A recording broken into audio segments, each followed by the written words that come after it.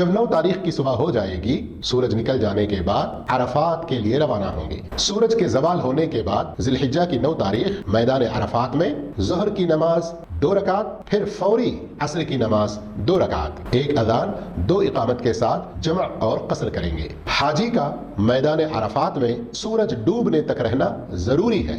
नमाज ज़ोहर और असर से फारिग होने के बाद सूरज गुरूब होने तक अपने वक्त को बहुत ज्यादा अल्लाह के जिक्र में, दुआ में, गिड़गिड़ाने में, तलबिया में गुजारते रहेंगे। दुआ खुद अपने लिए करें, सारे मुसलमानों के लिए करें। दुआ के वक्त हाथ उठाना भी मुस्तहब है। वुकूफ अरफा ये हज के अरकान में से एक रुकन है। अगर ये नहीं अदा हुआ तो फिर उसका हज सही नहीं होगा। वुकूफ अरफा का वक्त 9 तारीख का सूरज तुलू होने के बाद से 10 तारीख की फज्र की नमाज का वक्त दाखिल होने तक है। इस बीच में जो कोई वहाँ कुछ देर के लिए ठहरा उसका हज सही माना जाएगा। अलबत्ता जो शख्स 9 तारीख के दिन में किसी भी वक्त वहाँ पहुंचा हो, उस शख्स का सूरज डूबने तक वहाँ रहना ये वाजिबात हज में से है। हाजी को चाहिए कि इस बात का भी खास ख्याल रखे कि वो हुदूद अरफा के अंदर में है। जब यकीन हो जाए कि सूरज डूब गया तो फिर यहाँ मगरिब की नमाज अदा नहीं करना है, बल्कि वहाँ से रवाना होना है। पूरे सुकून और वकार के साथ तलबिया पढ़ते हुए, अल्लाह का जिक्र करते हुए मुज़दलिफा जाकर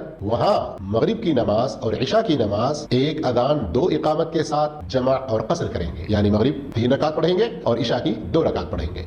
और यहाँ अफजल ये है कि वो रात जल्द सो जाए और सुबह फजर के वक्त अव्वल वक्त में जाग जाए। अब ये जो सुबह हुई वो जिलहिज्जा की 10 तारीख है। इस दिन हाजी को कई काम करने हैं।